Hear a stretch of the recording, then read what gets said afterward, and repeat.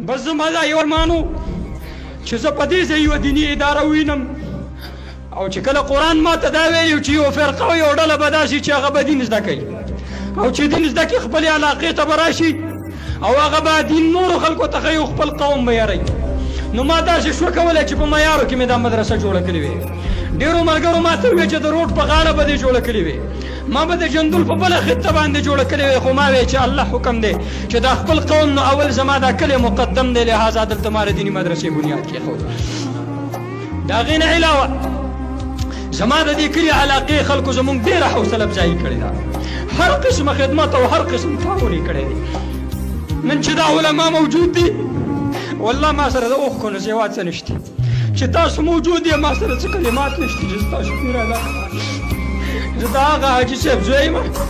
چې په سعودي عرب کې 22 کاله په مزدورۍ کې تېر کړي دي، زما په خاندان کې عالم هم نشته، لیکن نن د الله لاک لاک شکر دی چې په دې ځای کې ماله الله یو دیني مدرسه راکړه او دارالعلوم شرګل چې ما ته د علم کومه جنډه په لاس کې راکړې وه هغه جنډه مې دلته ښخه کړه. مسلمانانو اوس مې تاسو ته وسپارله.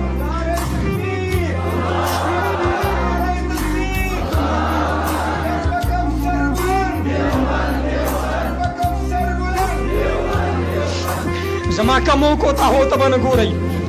زما نقصاناتو ته نه ګورئ، زه به بشر یم، ما نه به مختلف قسمه کوتاهیانې کېږي، ما نه به د چا عزت ونه شي، ما نه به د چا بېعزتي وشي. زه کشر هم یم او زما د کوم عمرۍ تقاضې هم ډېرې بدلې دي، خو دې کار ته به ګورئ چې دا کار د انبیای کرامو د صحابه کرامو دی،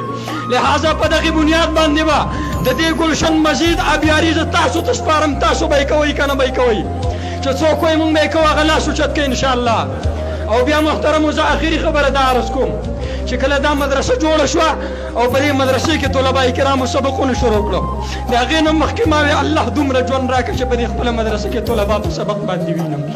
چې کله هغه ورځ الله ما ته وښودله او زما په مدرسه کې د قال الله وقال الرسول چغې شروع شوې، ما الله تبارک وتعالی ته هغه ورځ ویلي اوس که زما روح ته بس کې زما پروا نشته. زما محترمو دا دنیا مدرسه زما د بل څه غرض دپاره نه ده، دې کې دنیوي مفادات نشته، دې کې سیاسي مفادات نشته دی،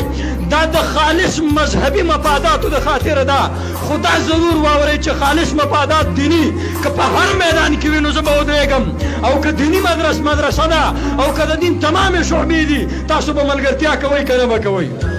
زه یو ځل بیا ستاسو د ټولو د راتګ ډېره شکریه ادا کوم، ما سره د شکریې مې الفاظ نشته دی، الله دې ستاسو اعزاز و اکرام وکړي. او زما معززو دې نه بعد به حضرت خطیب صاحب بیان کوي، نو د هغې نه بعد عاجزانه درخواست دا دی چې تاسو له د مختصر څه د روټۍ بندوبست شوی دی، په نظم و ضبط سره زموږ د کلي خلک به خدمت ته ودرېږي، الله دې دوی ته هم جزای خیر ورکړي، خدمت یې وکړو کوي او جاري ساتي. نو انشاءالله دغه روټۍ به خورئ، د خطیب صاحب بیان به وشي، دعا به وشي، روټۍ به وخورئ، هېڅوک به روټۍ مه ځئ، انشاءالله تاسو ټولو ته به رسي. او په دغې خبرو باندې زه اکتفا کوم، څه کمی کوتاهی شوي تلخ کلامي شوي په هغې باندې معافي غواړم. اقول قولي هذا استغفر الله لي ولكم ولسائر المسلمين.